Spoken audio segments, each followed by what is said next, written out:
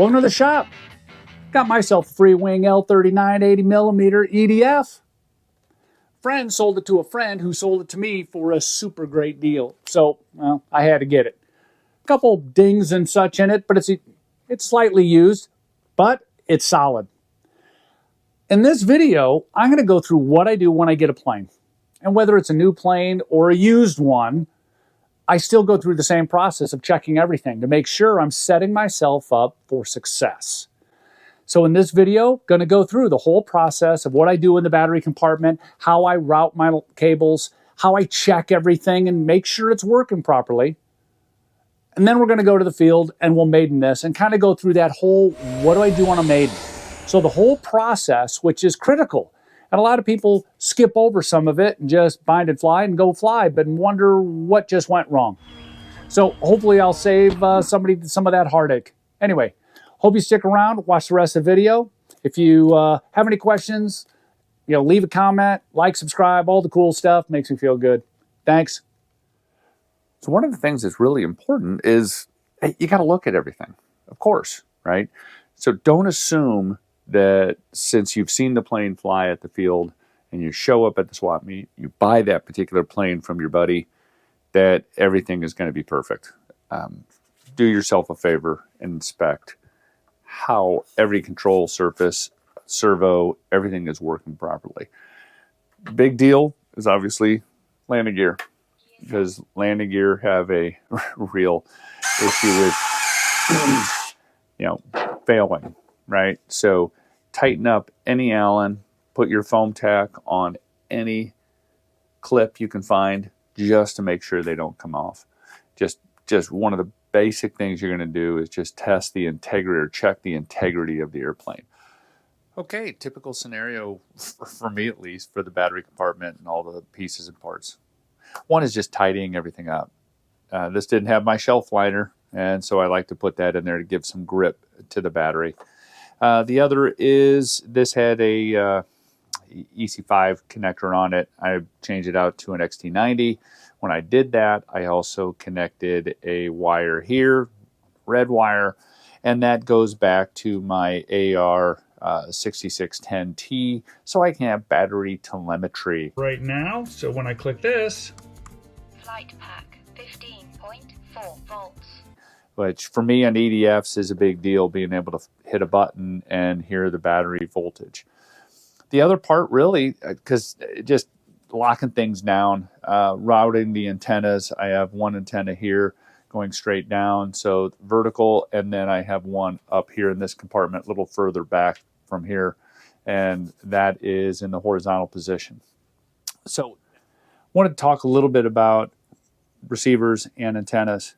If you buy a $400, $500 airplane, it probably makes sense to invest in a little bit better, higher quality receiver. One that maybe has dual antennas, one that has telemetry so you can get your battery information. At least those things right there, just again, setting up for success. The other part of these receivers is antenna placement. It's very critical that you don't just jam them in anywhere. This part right here, this little section, is the actual antenna. The rest of this coax isn't as relevant as this right here. And what I typically do is I have these straw type of things, and that antenna will feed into there. If I can do this through the camera, kind of hard. Jeepers, come on, Will. All right, so that goes in here, and now I know that that part of that antenna that's inside here is straight. Now I might only use a small section of this, like I did for this. That antenna is going in a, basically a vertical. It's pointing down, but it's vertical. I also have one up in here, which is going horizontal. I have one of these tubes cut, glued, and it's in here. The antenna routes up and goes in there. And again, I use Blenderm tape, quality tape, to lock everything down. That's how I have that set up. And it seems to work well for me. And I don't mind spending an extra $40, $50 to ensure that my $400 or $500 plane is going to be a little more safe. Also on placement, don't put the antennas near batteries or carbon fiber if you can help it. Now I'm throwing this in there, but just as a reminder, you will be doing a range test and you'll be able to see the efficiency of where you place those antennas, and then you can make changes if needed. Oh, something else that is really important on these, when you are putting your receiver, locking it down, this particular one does not have a gyro. It could be kind of loose in there. I don't. I have double stick tape, quality 3M, the thin double stick tape. I think I've done some videos on that. Anyway, I build a little shelf or make sure there's a shelf there. I'll sometimes take E6000 and smear it on that foam, let it set, and then I'll double stick tape my receiver to that so it's nice and locked down. So a couple things here. All these control surfaces, and there's lots of them, right? Critical to make sure that all of these are clamped down. The other thing is to make sure that these are tightened. So I'll go through and make sure all of these are tightened properly. Also make sure that that little ball joint, everything's working properly on that, and then it isn't loose as far as coming off. I can't get this off very easily, so I'm going to do that. Or sometimes these get pushed on too far. I like them where they're supposed to be, which is not up against the control horn here, but actually a little space. If you don't have one of these tools, this helps with ball joint removal. That goes in there. You got to push it in quite far. It works okay, but I got to really wedge it in there. And then you can pop off those ball joints. Some people use a little screwdriver, pop them off. A lot of variations. Check these on every single control surface to make sure, whether it's a new or used plane, make sure that those are done right. Check these control surfaces. Are they the exact same distance? Because remember, there's two different servos connecting these. These must be identical. And when you're moving them, make sure they're throwing the same amount exactly. If not, you got to make some adjustments. Sometimes the servo horn is off a tooth and has to be realigned. Same thing on your rudder. Make sure the rudder, everything is perfectly lined up. Sometimes, and of course, you got to plug it in and get it all bound up to see where it zeros. Zero all your trims and to make sure everything is locked and as far as lined up perfectly before your first flight. Afterwards, you're going to have to make some changes, but these right here, those should always be the exact same distance on this. One thing I recommend is when you get your new plane, before you set your radio up and plug everything in, disconnect your flaps. And the reason why is that if, let's say, you go and flip your flap and they're reversed, especially like on this plane, they're going to push up and it's going to break something. Always disconnect your flaps before you get everything set up, then test them to make sure they're going in the proper direction, then connect them and to make sure everything gets lined up properly. But all right, so I've checked all of the integrity of the plane, right? All the servos are working, the linkages are good, the landing gear works. I've tidied up the battery compartment. Everything is looking good. Might have some cosmetic things that I still need to work on, but I can work on those at any time. Next is making sure all the throws are working properly on all the control surfaces. I'm going to go into the manual, look at what they recommend. I'm going to use my fancy device here to basically go through and get my 3-position switch for low, medium, high. The manual will tell me what low and high is. I usually throw kind of a variation in there for low, medium, high. And I set that up for all of the control surfaces and double check that things are working in the right direction. Oh my gosh, it still happens where we reverse servos. You go in and you do a little tweak to something and you reverse the servo. If you're using AS3X, make sure you're making sure AS3X and safe work properly in the right direction. And that if you've done anything with the servos, reversing things, that you retrain that receiver. After all of that is done and you've double checked everything, Basically now, as long as you have the center of gravity right, we're ready for that maiden flight. So a couple things I want to say about center of gravity. One is the manual will give you a recommended center of gravity. If this is a used plane and it's old, you might want to download the latest manual to see the best or maybe the latest CG, because they will change that every once in a while from feedback from the field. Anyway, so in this particular plane, it says 103 millimeters from this point here. There's a diagram in the manual that shows exactly how that's measured. And so what I did basically is put down 103, drew some lines, extended those lines out to here, and now I have slight little markers, and I put down just a dot of CA glue, a dot there and a dot on the other side, let it harden, and now I got something I can feel. And it's not a big old Sharpie mark or anything. To me, it's just a little inconspicuous and makes sense for me. Sometimes the manual will specifically say, with landing gear down, measure at a certain spot.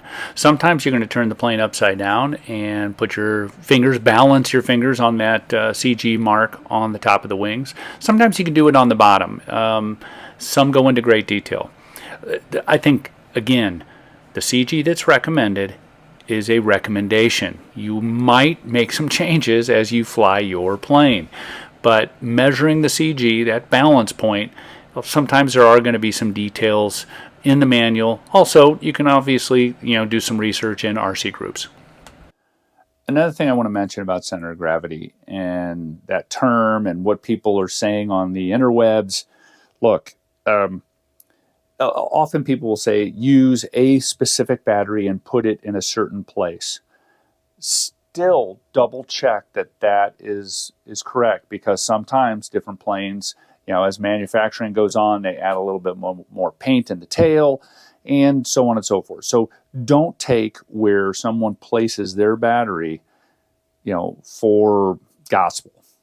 The other thing is often people say, just use a 5,000 milliamp battery and place it here. Well, the problem is with that, these 4 5,000 milliamp batteries, this one's obviously a 5300, but the point being is that they all weigh different. They're all 5,000s, 5300.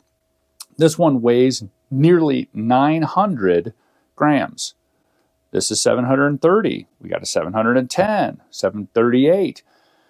Where I'm going with this is that it's very specific on the batteries you use.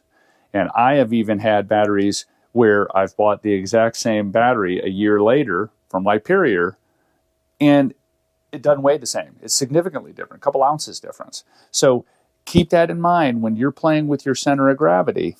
Start at the book unless you get a lot of recommendations to move it back someplace. And I've done that as well, like on some of the E-flite 1.2 Warbirds. Definitely move that CG back. The E-flite A10, move that CG back. From the beginning. I won't even start with it. Anyway, that's my take on this kind of stuff. But we're gonna maiden this bird. Make sure everything looks good. Got a 5,000, a SMC 5300, which is it's that high voltage pack. Do my walk around.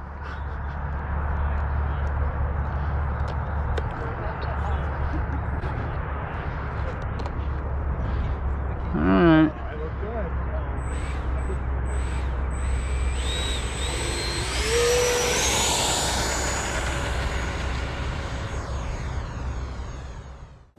Alright, before we get too far ahead of ourselves, let's have a plan.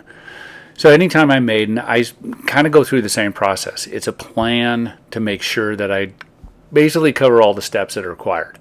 Making sure the control surfaces are accurate. Making sure that the darn plane steers properly. CG's accurate, all that stuff. Double check everything. Take off. When I get up, first thing I'm trying to do is trim. No gyros on. Then I'm doing some tests for center of gravity, because that's a big part of it. Need to get that solved right away. I'll then flip on a gyro if I have it, just to test to make sure everything's good. Some stall tests. Try to learn, how slow can I fly it. Note, wow, is it overreacting, or do I need to add a little bit more on the throws? Play with that. and then start making landings. Start making my approaches, start slowing down so I can get a nice, safe flight. So that's the process. And then go back and do it again if I have to make any changes. What size jet is that? 90? 80? 80. Oh, it's a little foggy.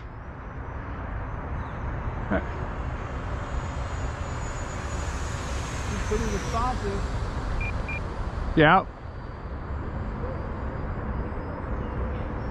Yeah, she's doesn't need a whole lot of trim. She needed a little bit, but not much.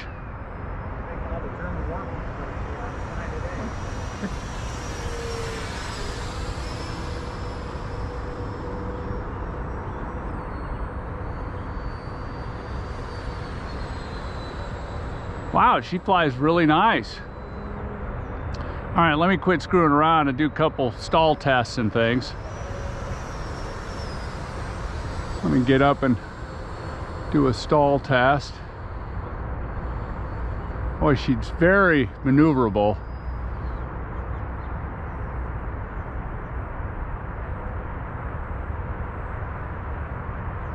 Wow, that was easy.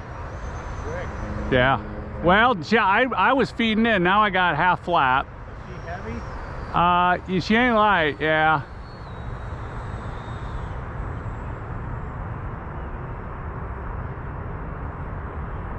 Wow. The inverted CG. Yeah. Flaps up.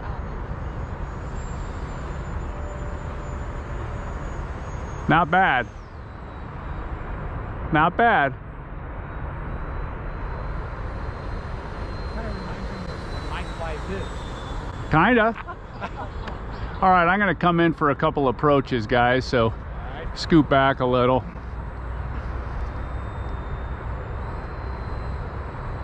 Time remaining 1 minute.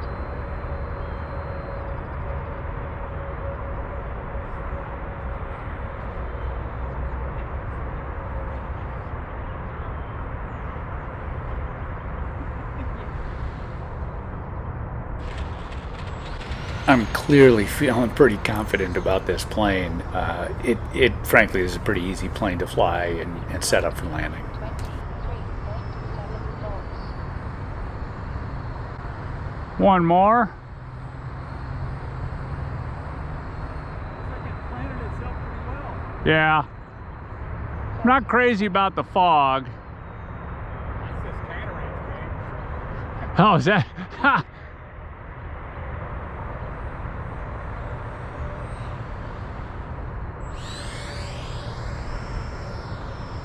Might try full flap, see what she does with that. I got plenty of battery left. Landing flaps.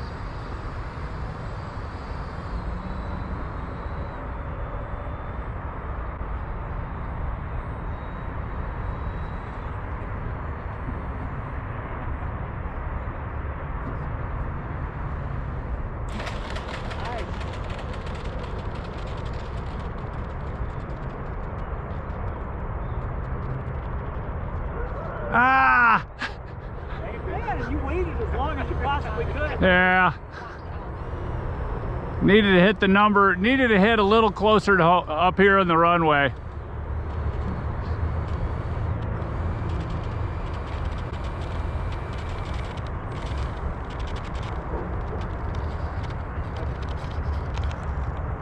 Motor off. Well, that was a pretty good maiden.